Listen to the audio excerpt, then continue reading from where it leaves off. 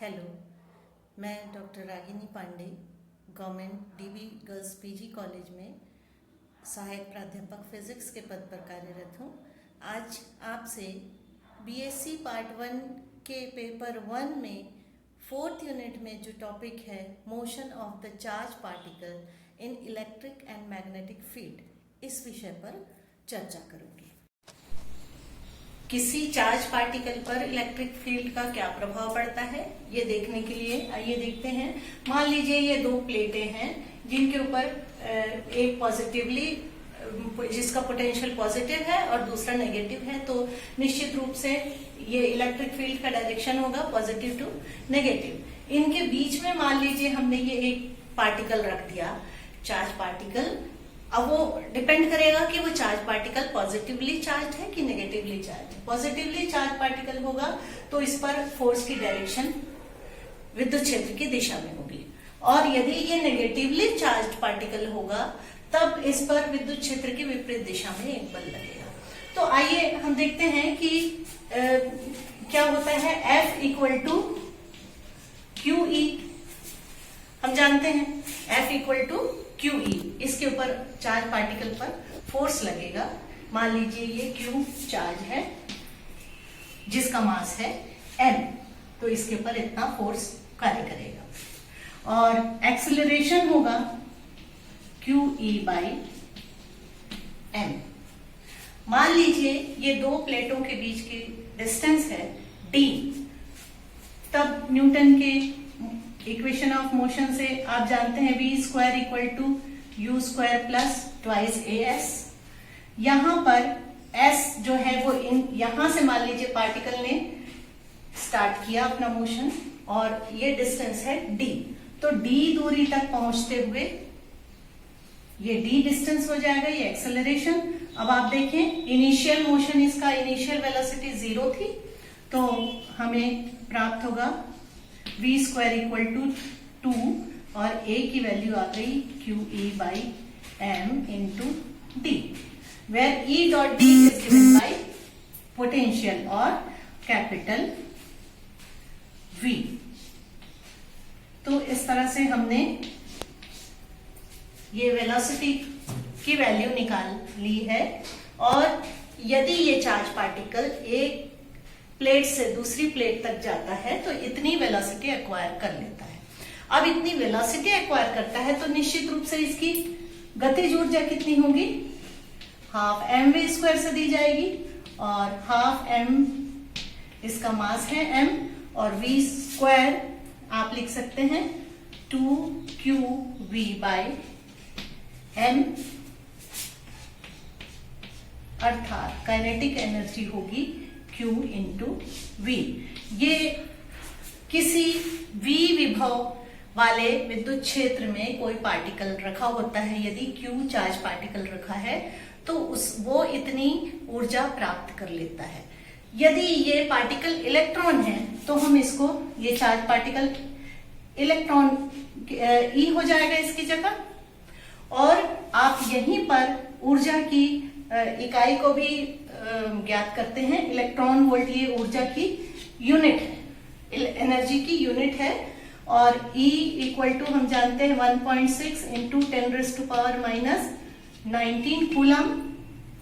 तो एक electron volt energy की डेफिनेशन हम दे सकते हैं कि 1 इलेक्ट्रॉन वोल्ट एनर्जी वह एनर्जी है जो कोई इलेक्ट्रॉन, अर्थात इतने कूलम का इलेक्ट्रॉन एक विभव से, इकाई विभव से त्वरित होकर के प्राप्त कर लेता है।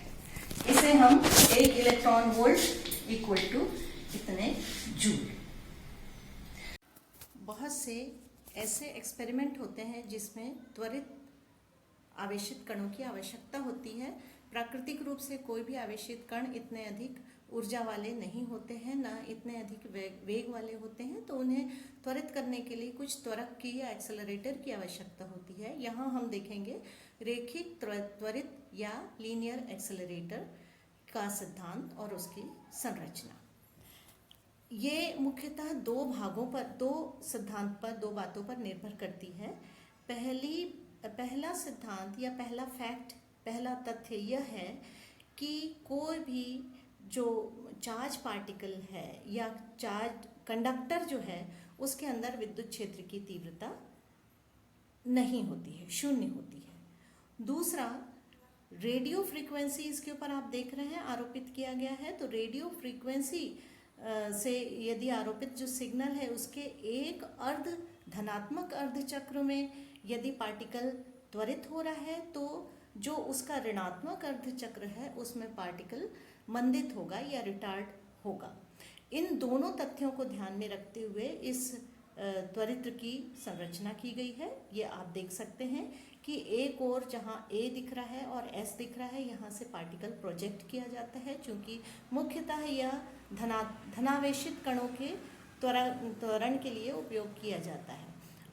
तो एक ओर से, चूंकि ये पूरा एक्सपेरिमेंट एक वैक्यूम ट्यूब में है, क्योंकि यदि वोल्टेज हम लगाएं, वो जैसा भी आप देख चुके हैं कि वोल्टेज अप्लाई करके हम पार्टिकल को एक्सेलरेट कर सकते हैं, पर लेकिन केवल वोल्टेज ही आवश्यक नहीं है, यहाँ पर हमें कुछ निर्वात होना भी आवश्यक है, क्योंकि टक्कर ज़्यादा होगी तो एनर्जी लॉस होगी, और एनर्जी लॉस होगी तो उतनी अधिक जल्दी हम किसी भी पार्टिकल की एनर्जी नहीं बढ़ा सकते हैं। तो आप चित्र में देख सक रहे हैं कि बहुत से समाक्षीय बेलन लिए गए हैं, और इन समाक्षीय बेलन में से एकांतर क्रम के बेलनों को प्रत्यावर्ती जो आरोपित रेडियो फ्रीक्वेंसी है, ये रेडियो सिग्नल है, सोर्स है, उसके एक एंड से जोड़ा गया है, और दूसरे अल्टरनेट जैसे 1, 3, 5 को एक एंड से जोड़ा गया सोर्स के, और 2, 4, 6 वाले सिलेंडर को हमने सोर्स के जो अल्टरनेटिंग सोर्स है उसके हमने दूसरे एंड से जोड़ा। अब जैसे ही मान लीजिए ये पार्टिकल A से निकल करके कुछ अपनी एक प्रारंभिक ऊर्जा के साथ आरोपित होता है, पहले सिलेंडर की ओर अग्रसर होता है, और उस समय चूंकि हमने लिया है ये धनात्मक आवेशित कण है, और मान लीजिए ये जो फर्स्ट सिलेंडर है वो ऋण विभव पर है, उस समय ऋणात्मक अर्धचक्र उसमें चल रहा है, तो यह पार्टिकल उसकी ओर एक्सेलरेट होगा। जैसे ही एक्सेलरेट होकर के अपनी एक कुछ गति बढ़ाएगा और वह सिलेंडर के अंदर प्रवेश कर जाएगा। जैसे ही सिलेंडर के अंदर प्रवेश करेगा तो विद्युत क्षेत्र की तीव्रता नहीं है, सिलेंडर चूंकि कंडक्टर है इसलिए उसके अंदर कोई विद्युत क्षेत्र नहीं है, तो फिर वो उसी वेग से चलेगा। फिर जैसे ही, अब जब तक ये धनात्मक अर्धचक्र में है उस समय तक सिलेंडर की लंबाई इस तरह की ली जाती है कि जिस समय धनात्मक अर्धचक्र चल रहा है उस समय तक ये आवेशित कण सिलेंडर के भीतर रहे। अब जैसे ही सिलेंडर को पार करके वो बीच के रिक्त स्थान में आता है, फिर से इसके ऊपर इलेक्ट्रिक फील्ड आरोपित होता है, क्योंकि ये खाली स्थान में है, सिलेंडर के अंदर नहीं है, और उस समय सेकेंड सिलेंडर ऋणात्मक विभव पर होता है।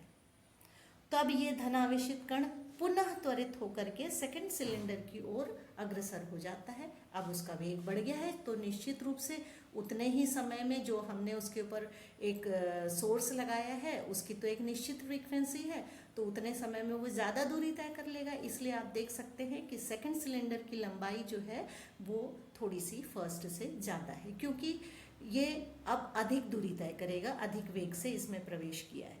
फिर जैसे ही इस को पार करके वह फिर से बीच रिक्त स्थान 2 और 3 के बीच के रिक्त स्थान में आता है, तो आप देख सकते हैं फिर से वो त्वरित होगा, इसलिए तीसरे सिलेंडर की लंबाई फिर से थोड़ी सी अधिक है। इस प्रकार क्रमिक रूप से सिलेंडर्स की लंबाई जो है वो बढ़ती चली जाती है।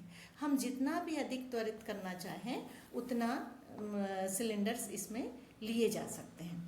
तो इस प्रयोग द्वारा बहुत 32 मिलियन इलेक्ट्रॉन ऊर्जा के प्रोटॉन प्राप्त किए इस रेखीय त्वरित का प्रयोग करके। तो सोचिए एक इस प्रयोग के द्वारा हम कितनी अधिक ऊर्जा के पार्टिकल हम प्राप्त कर सकते हैं।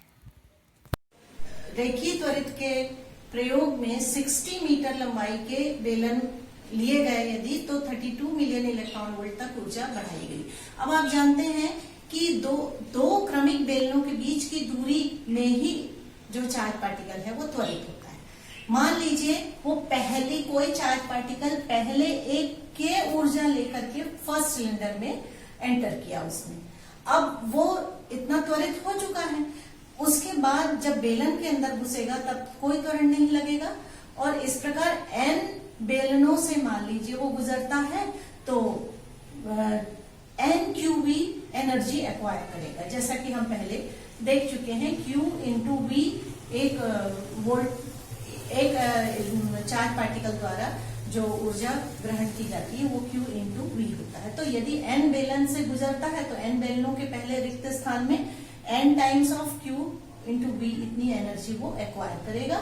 अब आप देख सकते हैं कि मान लीजिए nवें बेलन की लंबाई है L, जैसे कि हमने देखा कि बेलन की लंबाई क्रमिक रूप से बढ़ती जा रही है, तो हमने n बेलन लिए हैं, तो आप देख सकते हैं Vn इंटू T/2 इसलिए लिया है कि बेलन के अंदर केवल हाफ साइकिल की ही दूरी तय करता है, शेष हाफ साइकिल की दूरी वो बेलन के दो बेलनों के बीच के स्थान में जो स्थान है उसमें तय करता है। तो nth सिलेंडर में जो उसका वेग है into distance into time, velocity into time, ये हो जाएगा डिस्टेंस, और यही nवें बेलन की लंबाई होगी Vn इंटू T/2, और फ्रीक्वेंसी में चेंज करें हम इसको तो Vn/2f, चूंकि 1/T = f होता है। अब आप देख सकते हैं कि यदि n बेलन से गुजरता है, मतलब n रिक्त स्थान से गुजरता है, तो n QV एनर्जी एक्वायर करता है। इनिशियल एनर्जी यदि k थी तो उसमें ये एनर्जी आप जोड़ देंगे तो यही चार्ज पार्टिकल की फाइनल या अंतिम ऊर्जा होगी। अब ये जो अंतिम ऊर्जा है इससे हमने Vn निकाला, अर्थात nवें बेलन से निकलने के पश्चात उसका वेग क्या होगा, तो ये आप सूत्र से देख सकते हैं, √2 NQV plus K upon n, और इस Vn की वैल्यू को हम इस इक्वेशन में रख देंगे तो आप देख सकते हैं nth सिलेंडर की लंबाई जो होगी वो इस फॉर्मूले से निकाली जा सकती है, जहां पर f जो है रेडियो सोर्स, जो यहाँ पे रेडियो फ्रीक्वेंसी का सोर्स आरोपित किया गया है उसकी फ्रीक्वेंसी है, और वही फ्रीक्वेंसी जो है वो चार्ज पार्टिकल की भी होगी।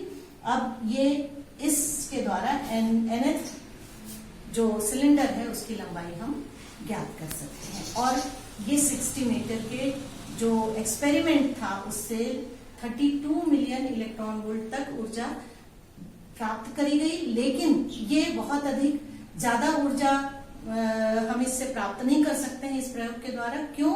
क्योंकि हमको लगातार और बेलन लेते जाना पड़ेगा, बेलनों की संख्या भी बढ़ाते जानी पड़ेगी और उनकी लंबाई भी बढ़ाती जानी पड़ेगी, तो प्रैक्टिकली ये थोड़ा सा डिफिकल्ट है।